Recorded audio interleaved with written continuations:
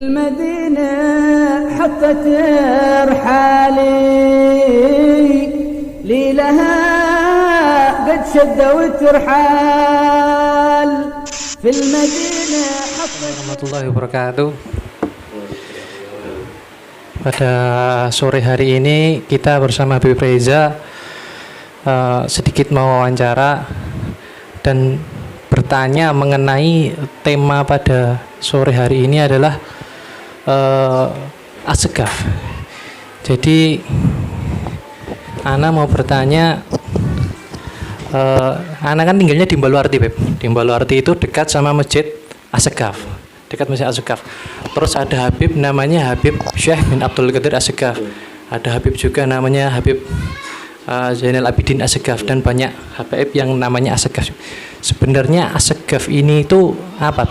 Ini marga atau bagaimana, Beb? Cuman diterangkan, Beb. Bismillahirrahmanirrahim. Jadi kita sering dengar Asgaf, ada Habib namanya Asgaf, ada masjid namanya Asgaf. Di Asgaf ini awal mulanya sebutan atau julukan, yang mana julukan ini disematkan kepada Syekh Abdurrahman bin Muhammad. Syekh Abdurrahman bin Muhammad ini kenapa kok disebut Asgaf? Jadi Syekh Abdurrahman bin Muhammad Asgaf ini, beliau mempunyai kedudukan yang sangat tinggi di sisi Allah. Beliau wali kutub, beliau keilmuannya juga luar biasa. Enggak ada yang bisa menandingi kedudukan ketinggian derajat beliau di sisi Allah. Selain beliau enggak ada. Bahkan saking tingginya ilmu beliau itu disebut dengan Al-Faqihul Muqaddam Ats-Tsani. Nah, Faqihul Muqaddam yang kedua. Karena saking tingginya kedudukan beliau di sisi Allah dan saking tingginya keilmuan beliau di bidang ilmu agama Islam, maka beliau dijuluki Muqaddam Tsani. Beliau ini memiliki datuk namanya Al-Faqih Muqaddam Muhammad bin Ali Pa'alawi. Beliau seorang wali besar, seorang kutub, seorang ulama yang sangat tinggi keilmuannya di zamannya. Beliau namanya Faqih Muqaddam Muhammad bin Ali Pa'alawi. Dan Syekh Abdurrahman ini merupakan keturunan dari beliau, karena saking tingginya keilmuan beliau, saking tingginya kedudukan beliau di sisi Allah, saking tingginya kewalian beliau, maka beliau diberikan kejulukan juga namanya Al-Faqih Muqaddam Ats-Tsani. Ini Faqih Muqaddam yang kedua. Nah, saking tingginya keilmuan beliau, sampai hampir sama dengan datuk beliau yang namanya Al-Faqih Muqaddam Muhammad bin Ali Pa'alawi. Ini buat yang belum yang tidak bisa bahasa Arab, ya. Ana pernah dengar Ustaz Abdul Somad itu nerangkan Asgaf itu nyebutnya bukan Asgaf, ya, Asgaf. Artinya apa itu, Bib? Gimana? Kok bisa dari Asgaf ke Asgaf? Itu bagaimana, Bib? Nah, jadi Asgaf itu yang sering kita dengar, Asgaf itu kalau bahasa Arab aslinya itu as-saqaf atau as-saqaf ini artinya apa? Di dalam bahasa Arab artinya atap. Karena lahjah orang-orang Yaman, lahjah ini kayak logat. Nah, logat atau dialeknya orang-orang Yaman. Jadi orang Yaman itu kalau mengucapkan qaf jadi qaf. Nah, asalnya as-saqaf atau saqfun ya artinya atap. Karena Syekh Abdurrahman ini orang Yaman, maka menyebutnya Asgaf. Asgaf itu asal katanya as-saqaf, artinya atap. Jadi Syekh Abdurrahman Asgaf ini kok dinamakan Asgaf kenapa? Karena beliau di masanya itu pemimpinnya para wali. Semua para wali rujukannya ke beliau, semua para ulama rujukannya ke beliau. Maka beliau dijuluki As-Saqaf, artinya atap. Kenapa? Beliau yang menaungi wali-wali di zamannya, menaungi para ulama di zamannya. Gak ada yang bisa nandingi keilmuan Syekh Abdurrahman Asgaf. Gak ada yang menandingi ketinggian kedudukan Syekh Abdurrahman Asgaf. Maka beliau sebagai jenderalnya para wali, jenderalnya para wali, pemimpinnya para wali, ketuanya para wali. Jadi semua para wali diayomi Syekh Abdurrahman Asgaf ini. Maka semua ulama-ulama di zamannya nyebut Syekh Abdurrahman ini dengan Asgaf atau Jadi As-Saqaf. bisa dibilang seluruh habaib yang marganya Asgaf ini kakek moyangnya adalah beliau, Syekh Abdurrahman Asgaf. Betul. Jadi kemudian kan kita tahu kalau keturunan Nabi ini biasanya di Indonesia dan di Yaman ini dipanggil Habib, Pak Habaib. Kenapa ini tadi disebutnya Syekh Abdurrahman As-Sekaf? Kenapa bukan Habaib? Ceritanya bagaimana? Jadi tadi ditanyakan sedikit tentang As-Sekaf itu Syekh Abdurrahman berarti nenek moyangnya Habaib yang makanya As-Sekaf. Nah, betul. Dan tidak cuma semua As-Sekaf. Jadi Syekh Abdurrahman As-Sekaf ini punya anak 13. Semua jadi wali, semua jadi ulama. Dan anak-anak beliau ini yang jadi wali ada yang memiliki julukan masing-masing. Nanti ada Syekh Bakar bin Salim, atau kita sering dengar marga PSA. PSA ini kalau mengerucut lagi nyambungnya di Syekh Abdurrahman As-Sekaf. Kita kenal Habib Muntir Al-Musawa. Al-Musawa ini juga marga. Al-Musawa ini juga nanti ngerucutnya juga Syekh Abdurrahman As-Sekaf. Al-Musawa, Al-Munawwar, bin Syihab, ini semua nenek moyangnya nyambung ke Syekh Abdurrahman As-Sekaf. Jadi tidak cuma yang marganya As-Sekaf, tapi ada beberapa sempalan-sempalan istilahnya marga lain yang mana mereka ini ngerucutnya juga ke Syekh Abdurrahman As-Sekaf. Jadi luar biasa beliau itu punya anak 13, semua jadi wali, semua jadi ulama. Nah, jadi juga di sini lagi tentang Syekh ya. Karena rumah saya di dekat Masjid As-Sekaf dan kebetulan ibu saya ini masih keturunan dari Pakubuwono 10. Dulu ya ibu saya sering cerita itu Masjid As-Sekaf itu dulu tanahnya yang ngasih Pakubuwono 10. Ini sebenarnya boleh diceritakan sedikit nggak, ini bagaimana Masjid As-Sekaf ini berdiri kalau boleh tahu. Jadi yang Syekh tadi belum dijawab ya. Yang Syekh tadi belum dijawab. Panggilan Syekh tadi. Maaf. Jadi kenapa kok Syekh Abdurrahman ini panggilnya Syekh bukan Habib? Jadi memang ada istilahnya dari buku karangan Idrus Alawi Al-Masyhur. Beliau mengarang buku namanya silsilah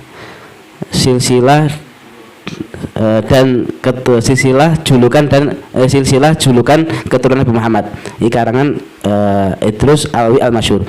Beliau mengarang buku tersebut. Beliau menulis bahwasanya pendapat daripada Al-Habib Ahmad Asyadri.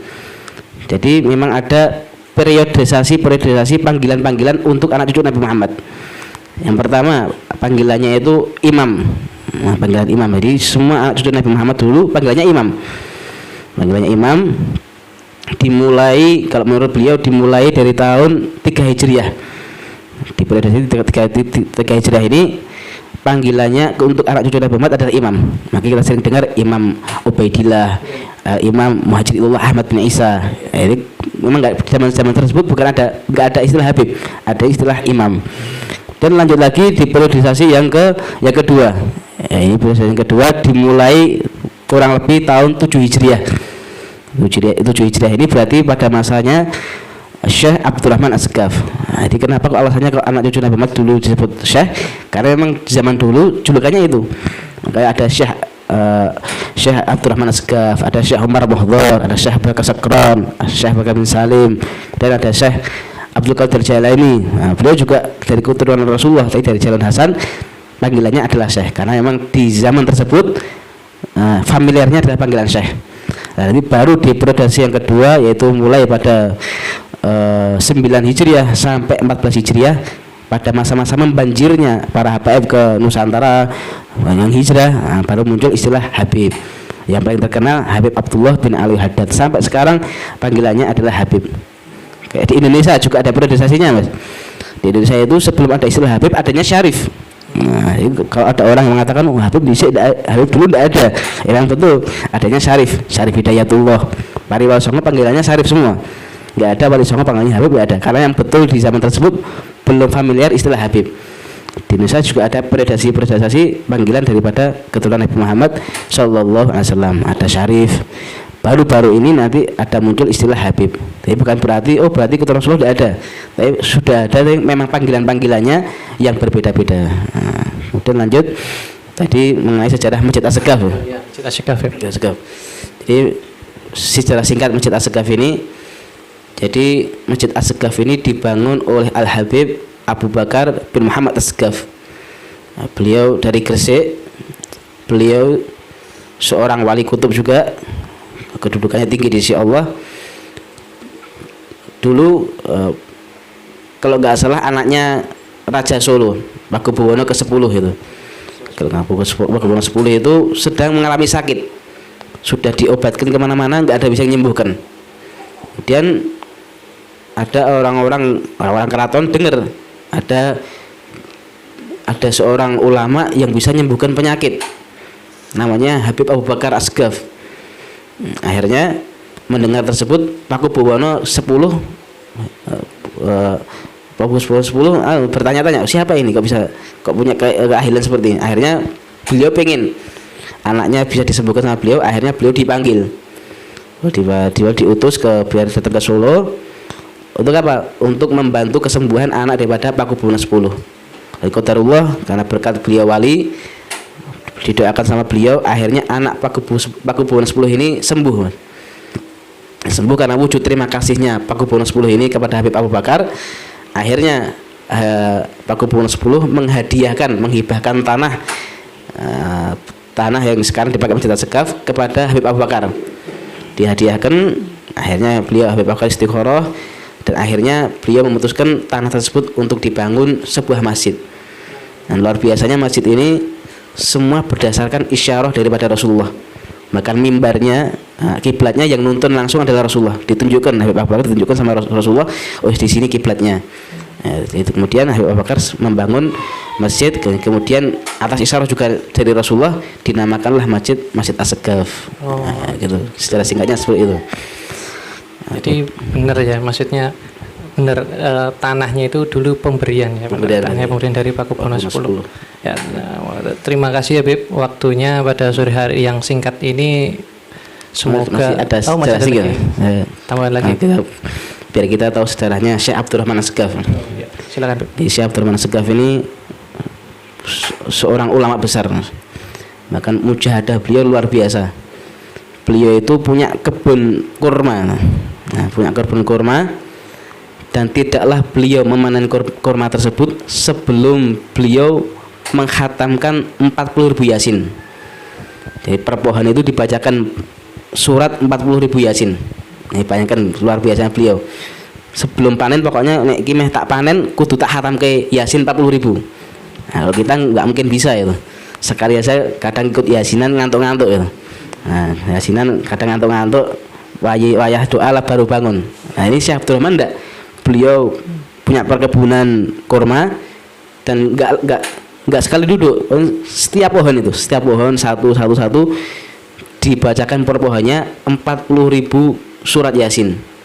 Kalau sudah hatam baru boleh dipanen, kalau belum hatam enggak boleh dipanen. Itu mujahadah beliau. Dan beliau juga luar biasa, beliau itu seorang yang ahli Quran.